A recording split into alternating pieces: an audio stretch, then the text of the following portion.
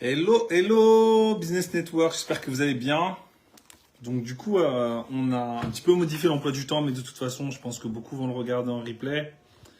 Donc voilà, je vais recevoir mon deuxième invité du jour, et non des moindres, et ça me fait plaisir en plus pour plusieurs raisons. Parce qu'on est de la même génération, parce qu'on a le même âge, parce qu'on est des hommes tous les deux, parce que c'est cool de l'avoir rencontré là-bas et que c'est vraiment quelqu'un d'hyper positif, d'hyper inspirant. Du coup, je vais attendre un petit peu, mais je vais regarder qui est connecté. Boum, boum, boum, boum. Bim, bam, boum. Il est où? Et ben voilà. On va voir s'il se connecte.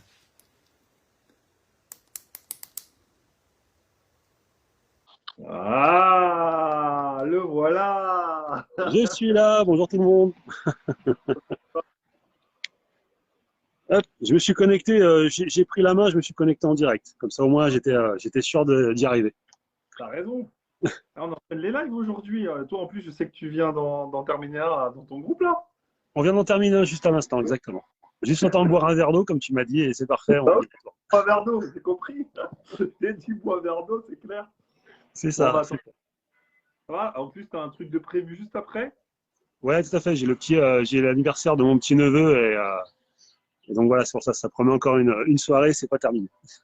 Bah oui. Fête de la musique, anniversaire du petit neveu, c'est vraiment sa date d'anniversaire ou C'est sa vraie date d'anniversaire. C'est aujourd'hui. ah, l'été commence bien, c'est cool. Voilà, c'est parfait. C'est parfait. Anniversaire en musique. Ouais, c'est clair. Il a quel âge du coup? 8 ans. Mon petit père. Voilà, petit bonhomme. C'est ça. Bon, vous voyez, je suis dans mon jardin, hein, donc j'ai pris l'air, je suis bien. Donc Bah, t'as voilà, raison, faut en je me suis profiter. mis Oh, en mode détente. mais t'as complètement raison. Je t'ai dit, tu viens comme chez toi, je te l'ai dit ou pas? Voilà, c'est ça. Donc je viens comme chez moi. Voilà, comment ça? Bon, écoute, tu sais quoi, de toute façon, il y aura un replay, peut-être que les gens ils vont Exactement. Il n'y a plein de pas de trucs. souci. On va y aller directement. Alors, Yann, moi je te connais un peu mieux, Mhm. et souvent sur Shogun 2.0, tu faisais souvent la motivation, tu parlais plein de petites choses qui étaient très puissantes, c'est vrai en plus. Tu as, souvent des explications qui ne sont pas sur la technique, mais vraiment sur le comportemental et sur ce qu'on a dans notre vie, toi. C'est plutôt là-dessus, j'ai remarqué ça. Et Exactement. c'est vrai. Et du coup, est-ce que tu peux nous raconter comment tu es arrivé au marketing de réseau? Alors, comment je suis arrivé au marketing de réseau?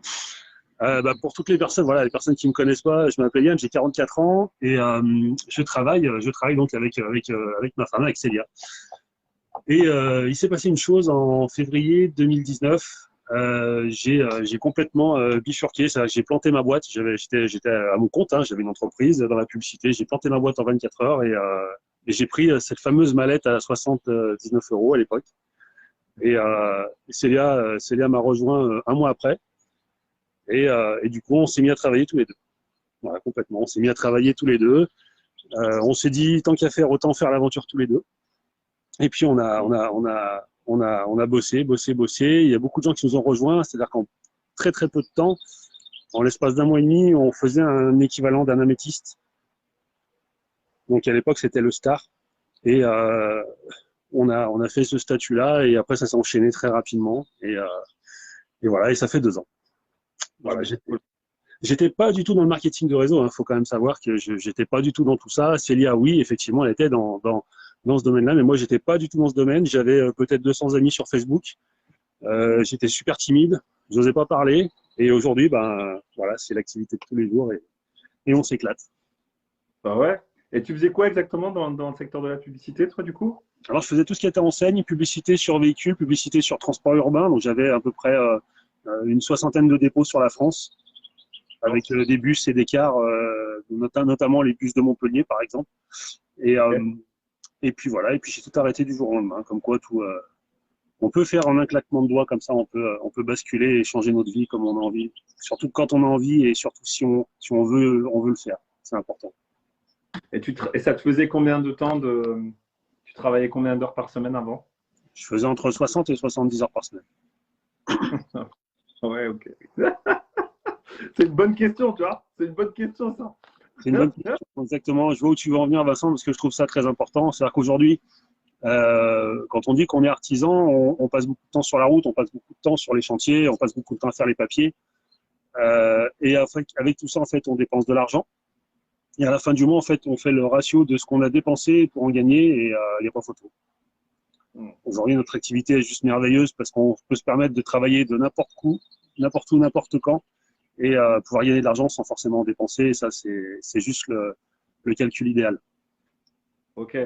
Voilà. Bon, alors, du coup, bon, je vais te parler en tant que confrère. Hein. On a le même âge, on a la barbe comme ça, comme tu sais. Et du coup, bah, on est quand même dans une activité où il y a beaucoup de nanas, en fait. Ouais, Comment t'es arrivé, toi, qui n'as jamais fait de marketing de réseau, comment tu t'es positionné dans cette activité en tant qu'homme? Parce que ça, c'est super intéressant. Quand je vois les mecs arriver, tu sais, dedans, ils sont toujours un peu perdus par rapport à ça, tu vois.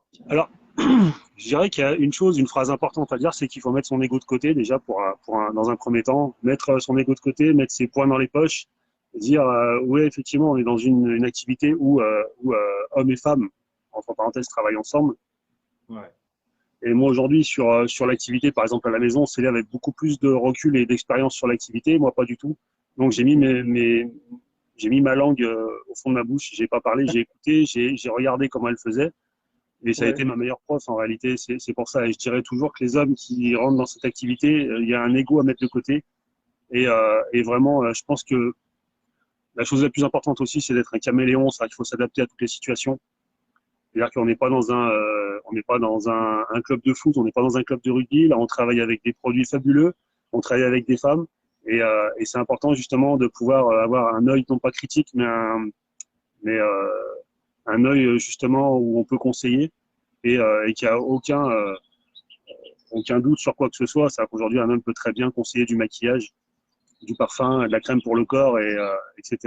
Et je vois aucun problème à ça, justement. Enfin, c'est même, je pense que la parole d'un homme est quelquefois sage. Et quand on parle à une femme de tout ça, je pense que la confiance s'instaure et on peut aller beaucoup plus loin. C'est-à-dire que de vendre un produit, on peut très bien lui dire de venir rejoindre l'aventure parce qu'elle aura un petit peu, voilà, elle aura la confiance et elle n'aura pas un jugement critique. Elle saura très bien que ça peut être sincère. Enfin, c'est comme ça que je le vois d'ailleurs et c'est comme ça que je fonctionne. Voilà, parce que j'essaie d'instaurer un climat de confiance et voilà. Et je pense que ça fait partie du jeu et surtout d'être un caméléon, ça c'est important. Ça me parle complètement ce que tu me dis parce que j'ai remarqué qu'il pouvait y avoir des rivalités entre femmes. Et nous, souvent, entre hommes, comme on est des hommes, souvent on arrive un peu à. Tu vois ce que je veux dire ou pas? À enlever cette petite pression de temps en temps. Parce Exactement. que oui, nous, on n'est pas dans la rivalité de parfois entre femmes Exactement. où elles sont acceptées parce que voilà, nous on est là, on parle et puis en général ça s'apaise. Et ça, c'est vrai que c'est un rôle qui est très puissant, je trouve. Hein.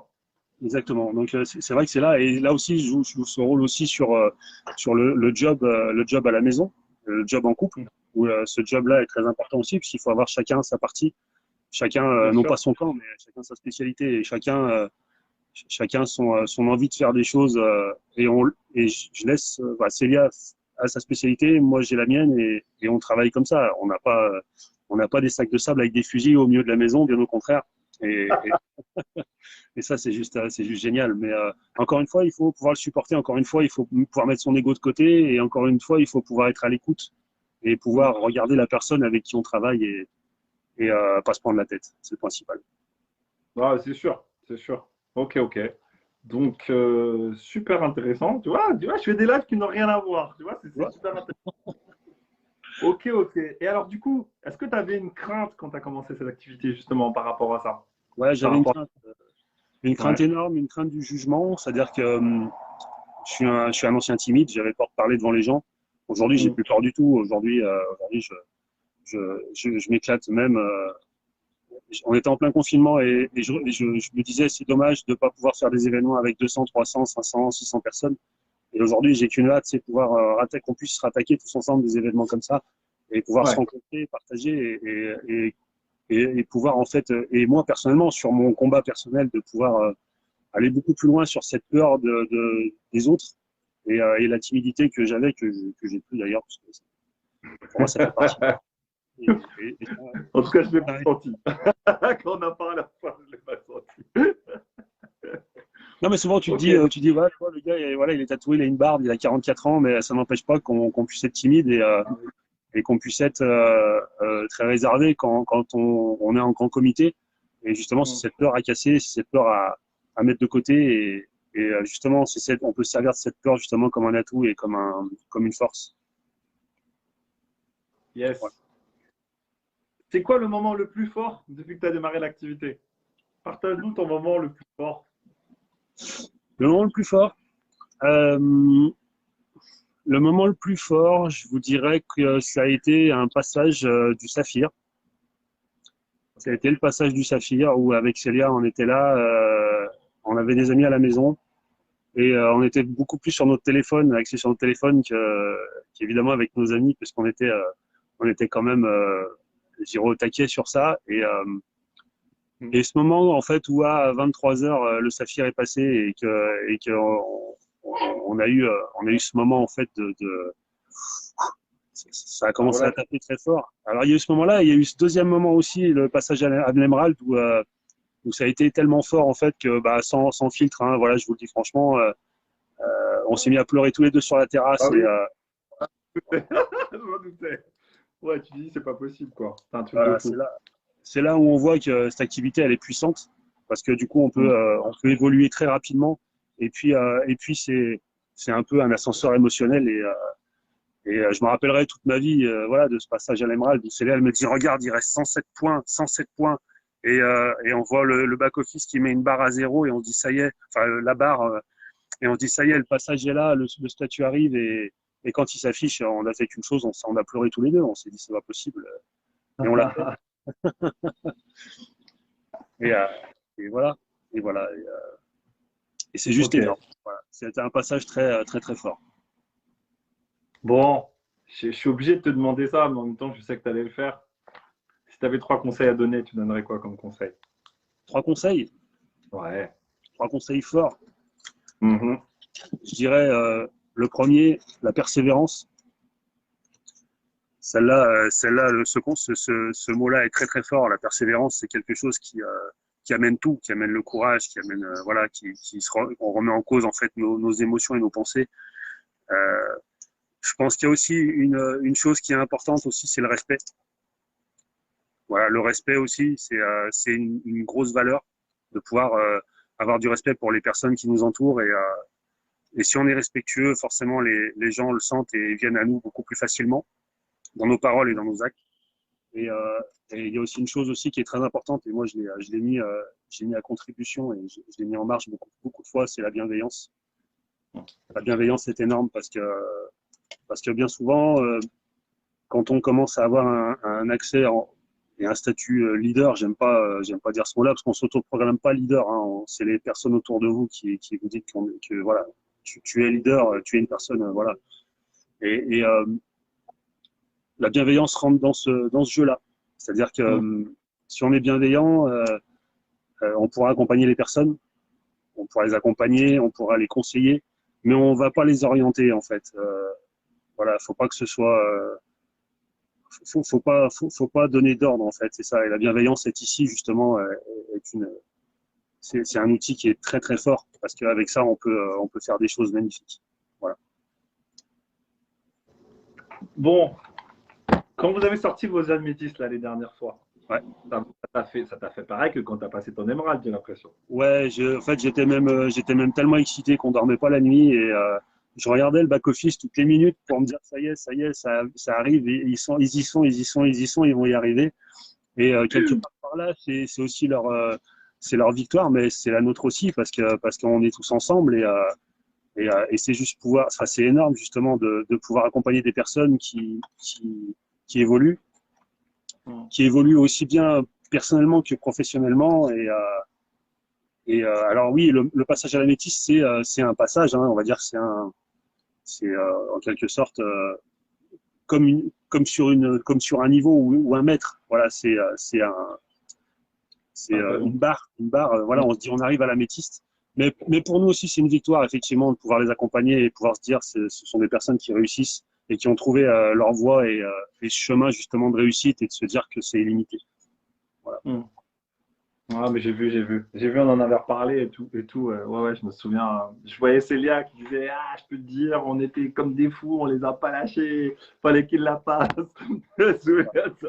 C'est ça, mais c'est juste énorme parce que justement, dans ces moments-là, on pense pas à nous, on pense justement aux autres, aux personnes avec qui on travaille, nos collaborateurs.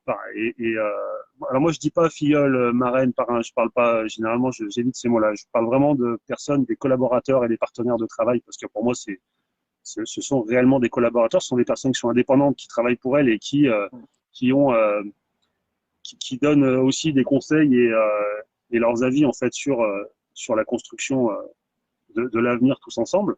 Et, Mhm.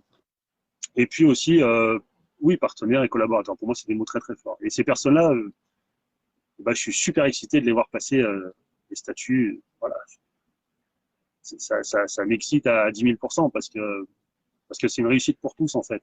Voilà. C'est ça. Et tu as déjà eu des personnes qui comprenaient pas justement l'engouement que tu pouvais avoir à accompagner des gens qui voulaient vraiment se dépasser. Tu sais, ce décalage que tu as entre des gens qui veulent faire des compléments de revenus, mais que tu pousses pas. Tu n'es pas en train de leur dire faites plus. Mais ça t'est déjà arrivé d'avoir des gens qui te faisaient comprendre en gros qu'ils ne comprenaient pas pourquoi tu étais aussi excité d'accompagner des gens vers des améthystes et eux-mêmes ne jouaient pas le jeu pour avancer. Ça t'est déjà arrivé ça? Oui, j'ai des personnes qui, oui, oui, bah oui, oui, oui, oui, j'ai eu des personnes qui étaient sur ce système-là, et puis qui m'ont dit quelquefois, ah oui, mais moi, je rentre, mais moi le mois prochain, je vais être améthyste. Ok, d'accord, il n'y a pas de problème. Mhm. Oui, tu peux l'être, aucun souci. Par contre, c'est du travail et ça se fait pas tout seul.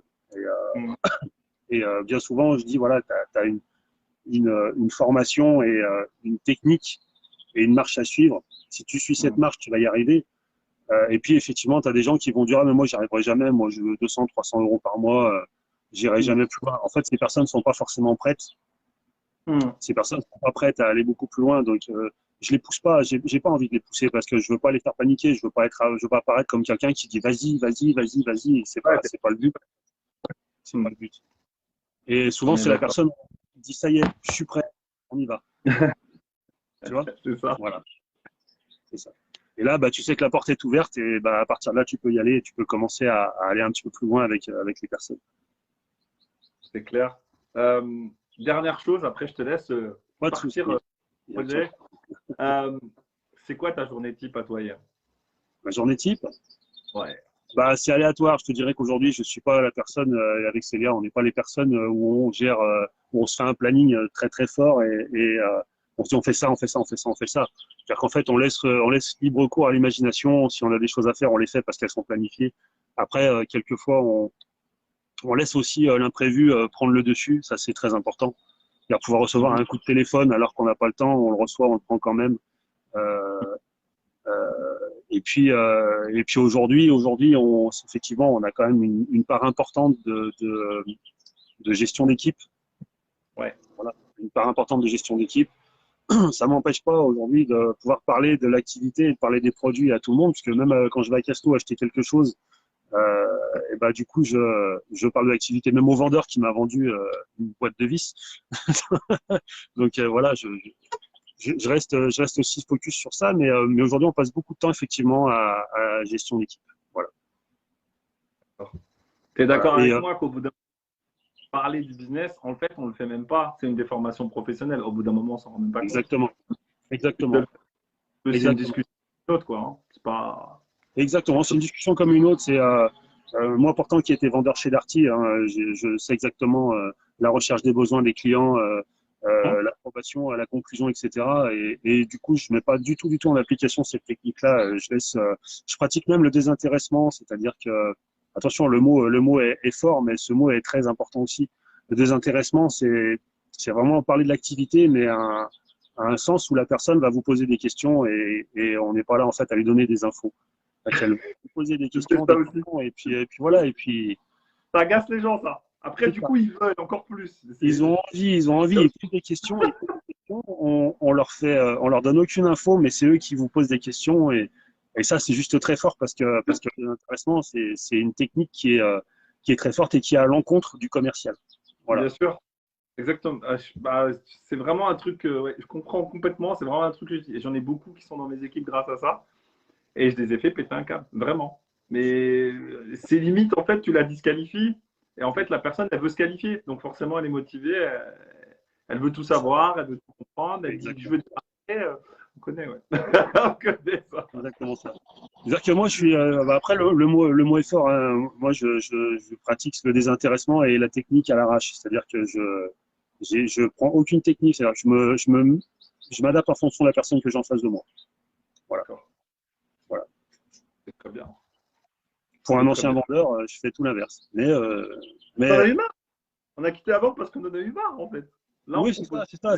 Ces techniques de recherche de besoins, de conclusion, de vente complémentaire, tout ça, pour moi, en fait, on le reconnaît. On rentre dans un magasin, le vendeur, il t'attrape, il te lâche pas, et tu sais très bien jusqu'à où il va en venir. Il va même te vendre. Si tu t'achètes un micro-ondes, il a envie de te vendre un fer à repasser en plus, tu vois, parce que voilà, ça n'a rien à voir, mais il a envie de vendre tout le magasin. Ouais, ces mécanismes-là, on les connaît, donc forcément, on est identifié. Exactement. Et voilà. à changer la stratégie, et ce qui est complètement logique. Voilà. C'est exactement ça. Ok, Yann. Franchement, merci pour tout. Merci à vous. Vraiment super plaisir. De toute façon, on s'attrape bientôt. Je vais venir dans ton groupe aussi. Tu me diras ça, on en parle. Eh ben, Gros bisous. Demain, on enchaîne. Ouais, c'est ça. Retour. Bon, gros bisous chez vous. Eh ben, merci, bisous chez toi et merci à tous. Et merci Vincent, merci à toi. Ouais, et bon anniversaire au petit. Ciao, ciao. Merci beaucoup. Salut. Merci à tous. Ciao, ciao. Ciao.